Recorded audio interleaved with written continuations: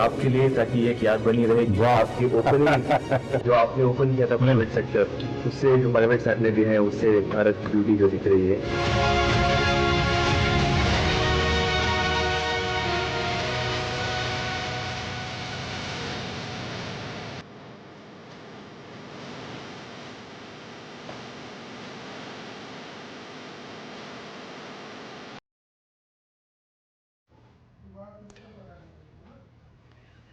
प्रधानमंत्री नरेंद्र मोदी का स्पेस कंपनियों के सीईओ के साथ ये संवाद नेशनल स्पेस डे के उपरांत ये वाकई में बेहद खास माना जा रहा है। कितने खुल के बात उन्होंने प्रधानमंत्री नरेंद्र मोदी के सामने रखी है और संदेश देने की कोशिश है। एक फोटो सेशन किया गया, चाय पर चर्चा हुई, मिलकर जो बातचीत हुई ये वाकई में बेहद महत्वपूर्ण। ऐसा लग रहा था जैसे प्रधानमंत्री नरेंद्र मोदी के साथ नहीं बल्कि अपने किसी एक साथी के साथ चर्चा ये सीईओ कर रहे होंगे। और ये क्योंकि जो निकलकर तस्वीरें आई, जो चर्चा यहाँ पर हुई वो वाकई में बेहद महत्वपूर्ण। हालांकि अहमदाबाद में भी खास कार्यक्रम आयोजित किया जा रहा है। अन्य अन्य इलाकों में पूरे देश भर में नेशनल स्पेस डे के दौरान ये बेहद अहम तस्वीरें तो हमें देखने को मिल रही है। लेकिन प्रधानमंत्री नरेंद्र मोदी का 20 स्पेस कंपनियों के सीईओ के साथ इस तरीके का संवाद ये वाकई में एक अनोखी मुलाकात है। बेहद खास संदेश देने की कोशिश यहां पर प्रधानमंत्री नरेंद्र मोदी की है। और चाहे स्टार्टअप्स योजनाओं की बात करें या फिर अन्य महत्वपूर्ण बिंदु जो इनके रहे उन पर चर्चा और मंथन के बाद आगे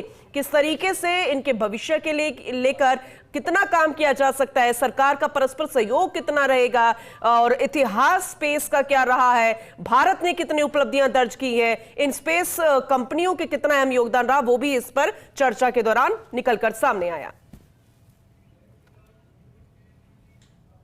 भारत की ब्यूटी जो एक लॉन्च के बाद लास्ट वन मंथ में 8 लॉन्च कॉन्ट्रैक्ट मिला, 8 लॉन्चेस के लिए, और मोस्टली इंटरनेशनल है। अभी तो 10 लाख फार्मर के साथ we are planning to launch this information. चलिए आपके लिए, ताकि ये एक याद बनी रहे कि आपकी ओपनिंग जो आपने ओपन किया था प्राइवेट सेक्टर, उससे जो प्राइवेट सैटेलाइट है उससे भारत की ब्यूटी जो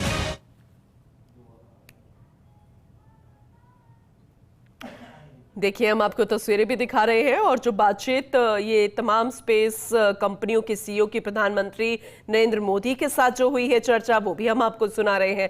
कितना सुखद ये अनुभव इन तमाम स्पेस कंपनियों के सीईओ का इस वक्त रहा होगा जब वो प्रधानमंत्री नरेंद्र मोदी के साथ चर्चा कर रहे होंगे और वो प्रधानमंत्री नरेंद्र मोदी के लिए कुछ गिफ्ट्स भी लेकर आए हैं जिसके पीछे कोई ना कोई एक अर्थ है, उसे वो बताते नजर आ रहे हैं। बेहद महत्वपूर्ण तस्वीरें आपको दिल्ली से दिखा रही हैं। For the space sectors. Now we are completely capable of competing globally because policy is not the problem. Now it is up to the startups or the other companies to build out missions. He is able to go through it.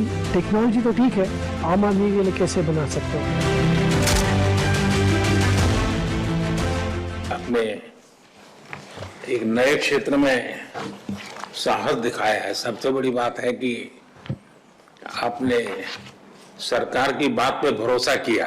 मेरा एक मत रहा कि जो भी हम निर्णय करें हम उसमें कंसिस्टेंट रहे, हम बार बार उसमें बदलाव न करें, ताकि कोई भी रिस्क लेना चाहता है तो उसको भरोसा रहे कि भाई ठीक है मेरी गलती के कारण गड़बड़ होगा तो ठीक है, लेकिन कोई मेरा हाथ नहीं छोड़ देगा। और ये विश्वास पैदा करने का हमारा प्रयास है। India first space tech unicorn जुलाई 18 को हम भारत का पहला प्राइवेट रॉकेट सक्सेसफुली सैटेलाइट्स को इजेक्ट करके लॉन्च किया था। And this is just the beginning.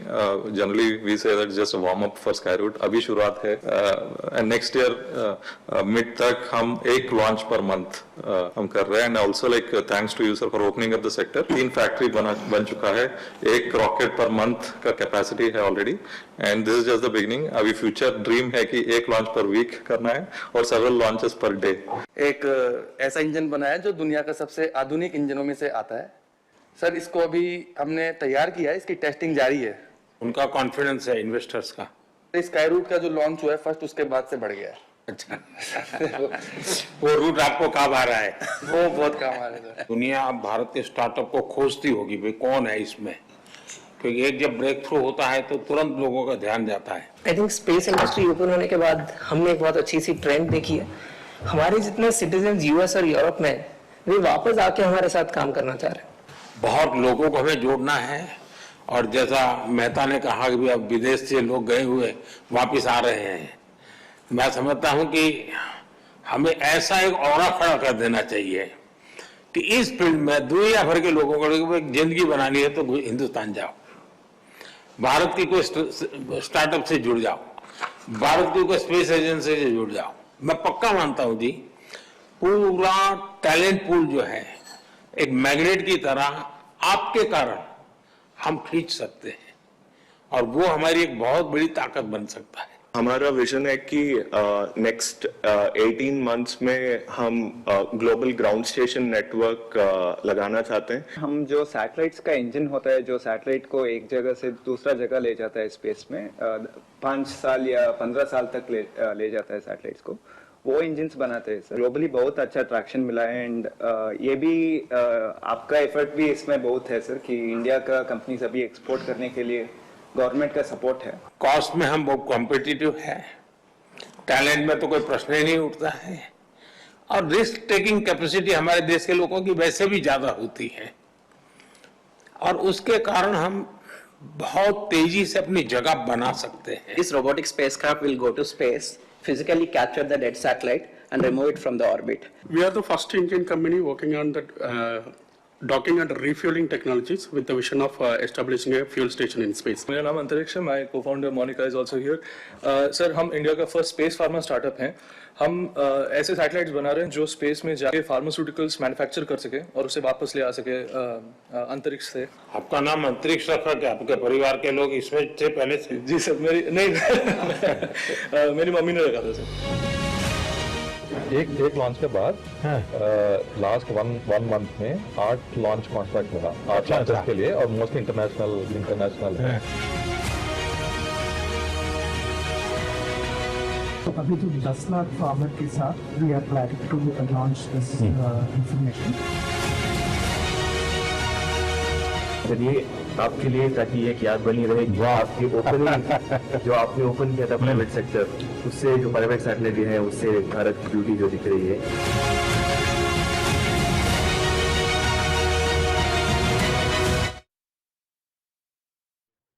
उससे जो प्राइवेट सैटेलाइट है उससे भारत की ब्यूटी जो एक लॉन्च के बाद लास्ट वन मंथ में 8 लॉन्च कॉन्ट्रैक्ट मिला 8 लॉन्चेस के